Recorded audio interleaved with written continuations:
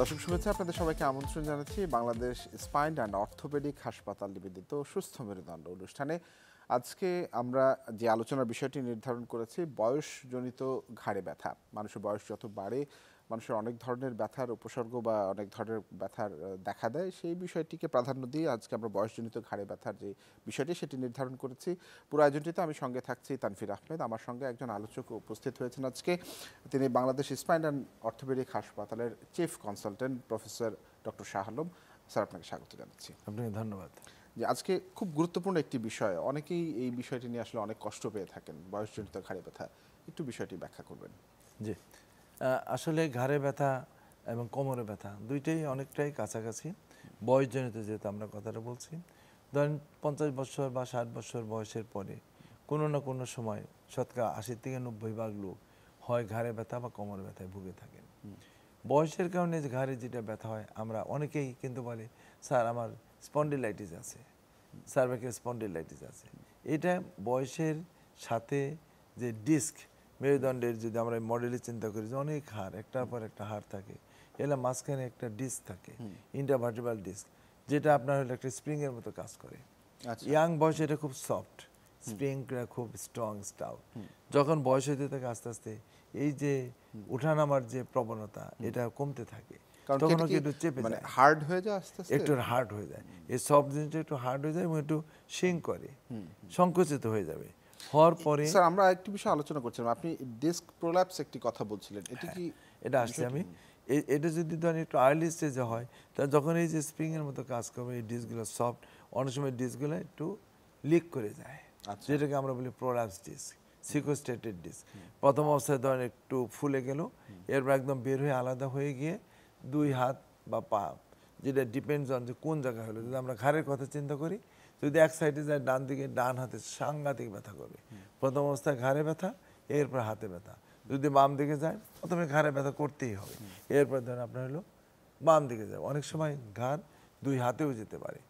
অনেক যদি বড় হয় তাহলে দেখা যায় পায়ের দিকে যাবে না, কিন্তু হাতগুলো তার ঝিনঝিন, অবশ অবশ, মনে হবে যেন কি যেন লেগে আছে, সবসময় একটা ডিসকমফোর্ট, টিংলিং, নামনেস, এবং চার হাত পাই তাকে ঝিনঝিন করতে থাকবে। এবং হাঁটতে গেলে সে অনেক সময় ইমব্যালেন্স হয়ে যাবে, মনে হচ্ছে যেন সে পড়ে যাচ্ছে, নিজেকে সে ভারসাম্য মানে রক্ষা করে চলতে পারবে না। কিন্তু ফার্স্ট যদি চিন্তা করি যে সবচেয়ে বড় কষ্ট কোনটা, তাহলে অবশ্যই আমরা বলবো ব্যথা। এরপরে ব্যথাগুলো ঘাড় থেকে, ব্যথাটা কি তীব্র ব্যথা হয় নাকি প্রাথমিক অবস্থায় অল্প অল্প অল্প অল্প শুরু হবে, কিন্তু যদি এর সাথে ডিস্ক প্রলাপস হয়, সিভিয়ার ব্যথা হবে, তীব্র ব্যথা হবে। এবং এটা প্রাথমিক অবস্থায় শুধু ঘাড়েই থাকবে, এরপরে দুই হাত বা এক হাত অথবা চার হাত পাই ঝিনঝিন শুরু হবে। যদি আমরা এক্সরেতে দেখি, যেমন এই যে ভদ্রলোক, এটা কিন্তু ধরেন একটা মানে অপারেশনের আগে তার ছবি, এবং আমরা এটা এমআরআই করেছি। এমআরআই আমরা যেটা বলি যে 7 নম্বর সিরিয়াল দেওয়া আছে, 7 লেখা, তার উপরে যে 6, এই 6 এবং 7, ঠিক, হ্যাঁ, এটার উপরের যে জায়গাটা আপনার এই নিচে ডান দিকে একটু নিচে, হ্যাঁ, এই জায়গাটা দেখে মনে কেমন যেন সামনে বসে গেছে। এবং আমরা যে লক্ষ্য করি যে মোটা রগটা স্পাইনাল কর্ড ব্রেন থেকে নেমে যায়, এইটা একটু উপরে যান, ওই 6 লেভেলের নিচে আসেন, হ্যাঁ, এই জায়গাটা দেখেন একটু নিচে, এই জায়গাটা মনে যেন চেপে গেছে। তাতে কি হয়, যদি আমরা উল্টা দিকে আমরা দেখি, একদম বাম দিকে, নিচের দিকে বাম দিকে একদম প্রথমটা, হ্যাঁ দেখেন তার কিন্তু বাম দিকে ব্যথা। উনি যে দেখাচ্ছে যে ডান সাইডটা, হ্যাঁ এই যে ডান সাইডে এইটা নর্মাল, কিন্তু বাম দিকে একটু উপরে এটা যে আমরা যে হাতের যে নার্ভ বলি, নার্ভের মধ্যে চাপ আছে। এখন এই জিনিসগুলো হয় আর্লি স্টেজে, ব্যথা শুধু কোমরেই থাকবে। এখন দুই দিকে যে মাঝখানে থাকে, দুই হাতে যাবে। এইটা যেমন পার্টিকুলারলি এই ভদ্রলোকের বাম দিকে তার অনেক চাপ আছে, নার্ভের মধ্যে চাপ। এটা ইয়াং বয়সে যদি হয়, আমরা সাধারণত ডিস্ক প্রলাপসের জন্য হয়। আবার যখন একটু বয়স বেশি হয়, তখন আমরা বলি ডিজেনারেটিভ ক্যানাল স্টেনোসিস, পুরা যে কটটার চতুর্দিকে অথবা যে নার্ভটা বাম বা ডান দিকে তার চতুর্দিকে চেপে যায়, জায়গাটা কমে যায়, তখন হলো ব্যথা শুরু হয়ে যায়। আমাদের দেশে কিন্তু এই যে ঘাড়ে ব্যথা শুধু বয়সের কারণে আমরা বলি, ইয়াং বয়সে কিন্তু আর অনেক বেশি। যেমন কীরকম, একদম ছোট বয়সের যখন বাচ্চা স্কুলে যাবে, একদম ধরেন 3 বছর 5 বছরের বাচ্চার বিরাট একটা ব্যাগটাকে পিছনে তার অনেক বই ক্যারি করতে হচ্ছে, আর ও সামনের দিকে যাচ্ছে, এই যে ঘাটটাকে সামনে দিয়ে ব্যাগটাকে সে ব্যালেন্স করতেছে, তার কিন্তু ঘাড়ে ব্যথা শুরু হয়ে যায়। আমরা ধরেন যারা মোবাইল সবসময় টিপতেছি, আমরা বলি হ্যান্ড নেক সিনড্রোম। ঘাটটা যখন নর্মাল থাকে, সামনে যখন বাঁকা হবে আর একটু বাঁকা হবে, অনেক লোড বেড়ে যায়, তাতে কী হবে, ডিস্কের উপরে চাপ পড়ে, পিছনে মাসেলগুলো আপনার দুর্বল হয়ে যায়, হাড়গুলো যে ব্যালেন্স থাকবে সে ব্যালেন্সটাকে ইমব্যালেন্স হয়ে যায়। সুতরাং লং টাইম মোবাইল টিপা, লং টাইম কম্পিউটারে কাজ করা, ল্যাপটপে কাজ করা, কিবোর্ডে ব্যবহার করা, এটা কিন্তু ভালো না। যদি আমরা কিবোর্ড ব্যবহারও করতে চাই, তাহলে আমাদের হাতের মধ্যে একটু সাপোর্ট নিয়ে দেন কিবোর্ডটা আমরা ব্যবহার করতে হবে। এইভাবে হ্যাঙ্গিং অবস্থা না, যে কোনোভাবে হাতের একটু সাপোর্ট থেকে যদি আপনি করেন, তাহলে আপনার ঘাড়ে ব্যথা, এই কম্পিউটার বা ল্যাপটপ ব্যবহার করার যে যারা করতেই হবে, তাদের কিন্তু এই ঝুঁকিটা অনেকটাই কমে যাবে। আমরা যারা হাতটাকে এমনি রেখে মোবাইল টিপতেছি, আমরা বলি হ্যান্ড নেক সিনড্রোম, টেক্সট নেক সিনড্রোম। এই যে টেক্সট করতেছি, SMS করতেছি, এইটার যতটা আপনার ব্যথা বাড়বে, কিন্তু আমরা হাতটাকে এরকম একটা সাপোর্ট রেখে করি, তাহলে আমার এই ঝুঁকিটা অনেকটাই কম হবে।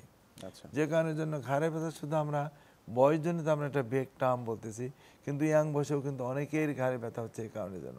আবার ধরেন যারা শোয়ার মধ্যে একটা আপনার আছে, যারা অনেক উঁচু বালিশ ব্যবহার করে, শক্ত বালিশ ব্যবহার করে, তাদের কিন্তু এই ঘাড়ে ব্যথা, মানে লাইফস্টাইল সহ অন্যান্য যে আনুষঙ্গিক বিষয়, মানে লাইফস্টাইলটা আসলে বেশি প্রাধান্য পেল আপনার যে আলোচনায়, বুঝতে পারলাম।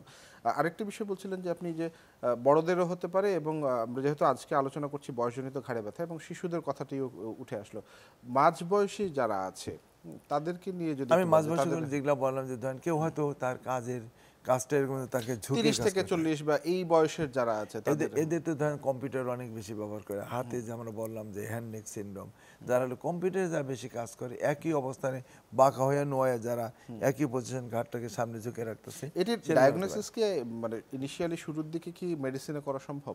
হ্যাঁ, ডায়াগনোসিস আগে যেমন একটা জিনিস যেটা থাকে, যে যদি আপনি ইয়াং অ্যাডাল্ট বলছেন 30-40 বছর, আঘাত একটা খুব ইম্পর্টেন্ট। যারা ধরেন মানে কোনো কারণের জন্য যদি আপনার আঘাত পেয়ে থাকে, তাহলে কিন্তু সেটা একটা ব্যথা হতে পারে। বড় ধরনের একটা ঝাঁকি লাগছে, এবং অনেক সময় হাঁচি কাশি দিলেও কিন্তু আমরা ডিস্ক প্রবলেম, যেটা ইয়াং বয়সে, সেটা কিন্তু হয়। যারা অনেক লম্বা টাইম হুন্ডা চালায়, মোটরসাইকেল চালাচ্ছে, একদম এই যে জার্কি মুভমেন্ট, এটা কিন্তু খুব ডেঞ্জারাস।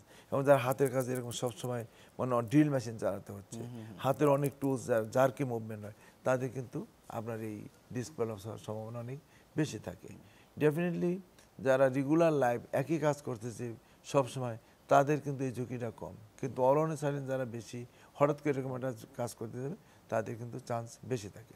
আমাদের হাতে একটা প্রেজেন্টেশন আছে, আমরা যদি এই বিষয়টা, এই প্রেজেন্টেশনটা যদি এই পার্টিকুলার দেখতে পাচ্ছি, এই লোকটা তো প্রায় মানে মোর দেন 50 ইয়ার্স, ওনার তো যেমন আসছিল, যদি আমরা ভিডিও দেখতে পারেন, যেন হাঁটাটা একটু কেমন একটু অ্যাবনর্মাল ভাবে, মনে হয় একদিকে মানে হেরে যাচ্ছে, আবার পড়ে যাবে, এরকম একটা অবস্থা। তার হাঁটাটা একদম স্বাভাবিক হাঁটা, কারণ ওই যে করের মধ্যে চাপ আছে, সেই জন্য। আমরা যদি নেক্সট সেটটা যদি যাই, অন্য পরের বাইরে যাই, দেখেন যেরকম যেটা আমরা বলছি, আমরা এক্সরেটা করলে বোঝা যায় সামনের দিকে চলে আসতেছে।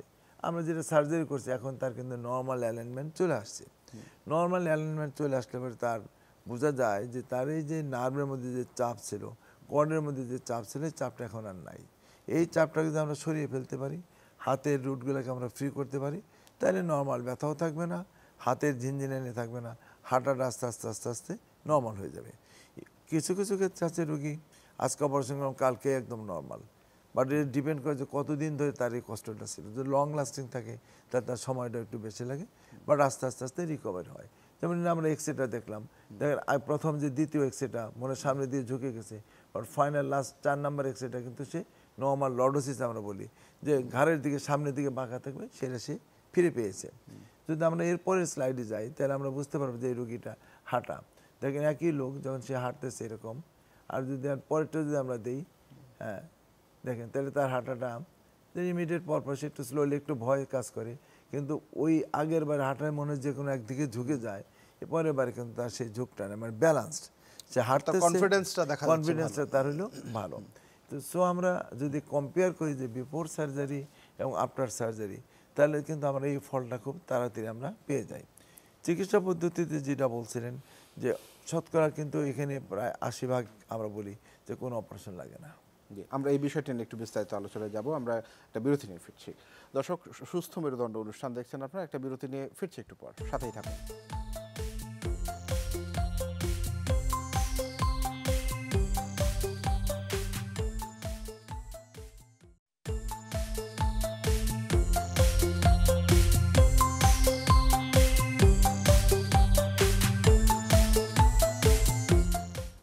দর্শক আবারও স্বাগত জানাচ্ছি বাংলাদেশ স্পাইন অ্যান্ড অর্থোপেডিক হাসপাতাল নিবেদিত সুস্থ মেরুদণ্ড অনুষ্ঠানে। আমরা আলোচনা করছি আজকের ডিস্ক প্রোলাপস বা বয়সজনিত ঘাড়ে ব্যথা যে বিষয়টি, এই বিষয়টি নিয়ে একটু বিস্তারিত আলোচনা করবার চেষ্টা করছি। আছেন প্রফেসর ডক্টর শাহ আলম, সরাসরি চলে যাচ্ছি তার কাছে। জি, আমরা যে বিষয়টি নিয়ে জানতে চাচ্ছিলাম, যে কথা বলছিলাম বিরতিতে যাওয়ার আগে, যে বয়সজনিত যে ঘাড়ে ব্যথা এবং এর যে চিকিৎসা পদ্ধতি, এর সফলতা নিয়েও আপনি কথা বলছিলেন। আরেকটু যদি বিস্তারিত যদি যুক্ত করেন, চিকিৎসা পদ্ধতি, চিকিৎসা ব্যয়, এই বিষয়গুলো যদি নিয়ে আসেন। ধন্যবাদ আপনাকে। ধরুন আমাদের এই রোগগুলো যেগুলো হয়, আমরা বলছি বয়সের কারণে হয়, এবং ব্যথাগুলো আস্তে আস্তে সাধারণত হয়। অনেক সময় খুব সিভিয়ার ব্যথা হয়। যেটাই হোক, সিভিয়ার ব্যথা বা অল্প অল্প ব্যথা যখন আমাদের কাছে আসে, আমাদের বলি কনজারভেটিভ ট্রিটমেন্ট। সব রুগীর তো আমরা সার্জারি করি না। অনেক রুগী আছে যেগুলো সার্জারি ছাড়া ভালো হয়। কিছু তার লাইফস্টাইল মডিফিকেশন, কিছু মেডিকেশন, কিছু এক্সারসাইজ, আর ধরেন কিছু আমরা থেরাপিউটিক অ্যাপ্লিকেশন, আমরা বলি ফিজিওথেরাপি। এগুলো করলেই সাধারণত ঘাড়ে ব্যথা ভালো হয়ে যায়। কিন্তু যে ক্ষেত্রে কোনোভাবেই ভালো হয় না, তখন আমরা সার্জারি করি। সার্জারির ধরেন বিভিন্ন পদ্ধতি আছে। যেমন আমাদের এখানে আমরা খুব কম কাটাকাটি করি। আমাদের ধরেন ওই ধরনের মেশিন আছে আমাদের স্পাইন অ্যান্ড অর্থোপেডিক হসপিটালে। কম কাটাকাটি, জাস্ট অল্প একটু কেটে আমরা ঢুকলাম, মেশিন দিয়ে দেখি, এবং আমরা একটা হচ্ছে মাইক্রোস্কোপ, যেটা আমরা মাইক্রোস্কোপ দিয়ে ছোট জিনিসকে অনেক বড় দেখতে পারি, যেটা আমাদের বড় সুবিধা। কোন জায়গাটায় চাপটা আছে সেটা আমরা খুব ভালো করে আমরা দেখতে পারি আন্ডার মাইক্রোস্কোপ। সো আমরা মাইক্রোস্কোপ ব্যবহার করি। তাতে সুবিধা হয়েছে যে অনেক সময় খালি চোখে হয়তো ছোট একটা ফ্র্যাগমেন্ট যেটা চাপ দিয়ে আছে আপনার নার্ভে, আমরা দেখতে পাবো না, কিন্তু মাইক্রোস্কোপে সেটা খুব ক্লিয়ারলি আমরা স্পষ্টভাবে আমরা দেখতে পাই। ডায়াগনোসিসটা তখন ইজি হয়ে যায়। এবং কোন লেভেল আছে, লেভেলটা দেখার জন্য আমাদের আলাদা স্বয়ংক্রিয় মেশিন আছে, আমরা অপারেশন থিয়েটারের মধ্যে আমরা দেখতে পারি। তাহলে হয় কি যে সময়টা আমাদের কমে যায়। এবং আমরা যেটা বলবো কোয়ালিটি ওয়ার্ক, যেটা আইডিয়ালি কি করা উচিত, যেমন যেটা আমরা ছবিতে আমরা দেখালাম, এটা কিন্তু খুব লেটেস্ট একটা টেকনিক। যে যদি এটা ধরেন আপনি ইন্ডিয়াতেও যান, সিঙ্গাপুর, ব্যাংকক, যেখানেই যাবেন, ওরা কিন্তু এই ডিভাইসগুলোই ব্যবহার করবে। কিন্তু 20 বছর আগে কিন্তু আমরা এই ডিভাইসটা আমাদের ছিল না। তখন আমরা অল্টারনেট, যেমন মাঝখানে যে সাপোর্টটা আমরা দিয়েছি, ওইটা দেন আমরা হাড় কেটে নিতাম কোমর থেকে। এবং এই ক্ষেত্রে কিন্তু এখন আর, আগে যদি আমরা করতাম 2টা সার্জারি করতে হতো, কোমর থেকে হাড় কাটতে হতো, ওইটা একটা সার্জারি, ওই হাড়টাকে আবার নিয়ে ঘাড়ে আমরা এটা লাগাতাম। তাহলে এখন কি করতেছি যে 2টা সার্জারি, কিন্তু এখন কিন্তু তার ক্ষেত্রে একটা সার্জারি আমরা করতেছি। কারণ আমাদের ওই টেকনোলজি দুইটাই আছে, যে কারণের জন্য আমাদেরকে কোমর থেকে যে হাড় কেটে নেওয়া, এই হাড়টার কাটতে হচ্ছে না। আমরা ঘাড়ে যে অপারেশন করতেছি, চিকিৎসা ব্যবস্থাটা কি একই রকম? আমরা যেটা করছি, this is latest, till now this is latest. এটা ধরেন ওয়ার্ল্ডের যে কোনো ডেভেলপড সেন্টার যেটা করবে, আমাদের সেন্টার আমরা ঠিক একই জিনিসটা আমরা করব। চিকিৎসা ব্যয়টা সেক্ষেত্রে কীরকম? চিকিৎসা ব্যয় তো আমরা সবসময় বলি যে আমাদের সেন্টারে আমরা যে অপারেশন করি, এইটার ধরেন বাংলাদেশে যদি অন্য কর্পোরেট হসপিটাল এর চেয়ে 3 গুণ বেশি যাবে, 3 থেকে 4 গুণ বেশি যাবে। তখন এই একটা অপারেশন করতে যদি ধরেন আপনার 1 লাখ 1.5 লাখ টাকা লাগে, বা 2 লাখ টাকা খরচ হবে হাইস্ট এই অপারেশনে। কিন্তু এটা যদি ধরেন আপনার বাংলাদেশে অন্য কোনো কর্পোরেট হসপিটালে 3 থেকে 4 গুণ, তখন 6 লাখ থেকে 8 লাখ টাকা খরচ হয়ে যাবে। আর এই যদি আপনি ইন্ডিয়া চিন্তা করেন, ডাবল 12 থেকে 15 লক্ষ টাকা এটা যাবে। আর যদি এটা আপনি সিঙ্গাপুর, ব্যাংককে ধরেন 25-30 লক্ষ টাকা, সিঙ্গাপুর আর একটু বেশি, অ্যারাউন্ড 40-50 লাখ টাকা যাবে। আর যদি আপনার ইউরোপ, আমেরিকা যান, দেন ধরেন আপনার 80-90 লাখ টাকা চলে। আপনাদের হাসপাতালে আপনারা কম নিতে পারছেন কিভাবে? আমরা কম নিতে পারতেছি একটা হলো যে, যেমন আমাদের যে বেড ভাড়া থেকে শুরু করে নিয়ে এভরিথিং হলো আমাদের হলো কম।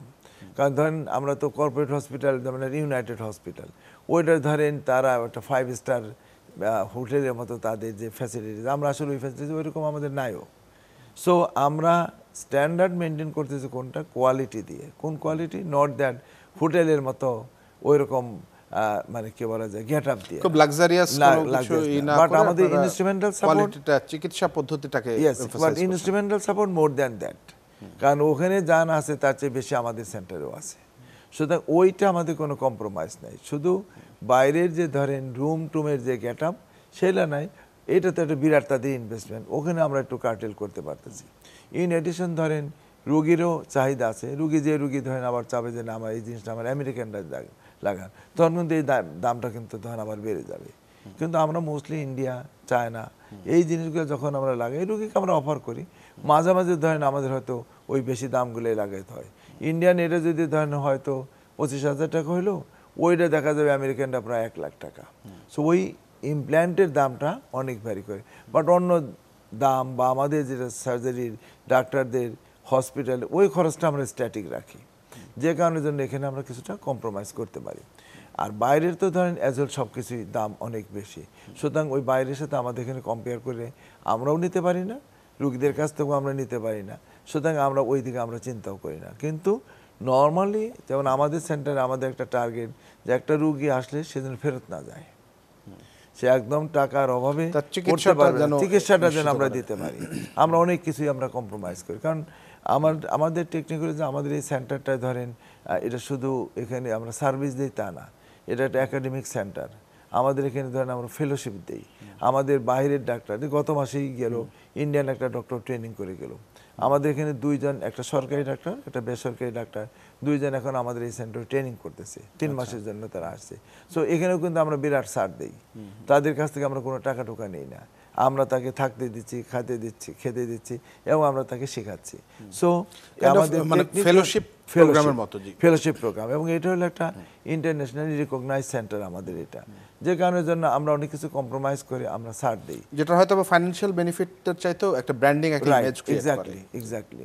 জি, অনেক ধন্যবাদ প্রফেসর ডক্টর শাহ আলম আপনার মূল্যবান বক্তব্য তুলে ধরবার জন্য। দর্শক, বাংলাদেশ স্পাইন অ্যান্ড অর্থোপেডিক হাসপাতাল নিবেদিত সুস্থ মেরুদণ্ড অনুষ্ঠানে আজকে আমরা যে বিষয়টিকে আলোচনার প্রাধান্য দিয়েছি, বয়সজনিত ঘাড়ে ব্যথা বা ডিস্ক প্রোল্যাপস, আমাদের সঙ্গে যুক্ত ছিলেন প্রফেসর ডক্টর শাহ আলম। তিনি বিষয়গুলিকে খুব সুন্দরভাবে তুলে ধরলেন, বাংলাদেশের চিকিৎসা পদ্ধতি, চিকিৎসা ব্যয় এবং কম্পারেটিভলি অন্যান্য কান্ট্রির সাথে আমাদের যে তুলনা, সেই বিষয়গুলো আলোচনায় উঠে এসছে। নিশ্চয়ই আপনারা উপকৃত হয়েছেন। সঙ্গে থাকা আপনাদের সবাইকে আরও একবার ধন্যবাদ।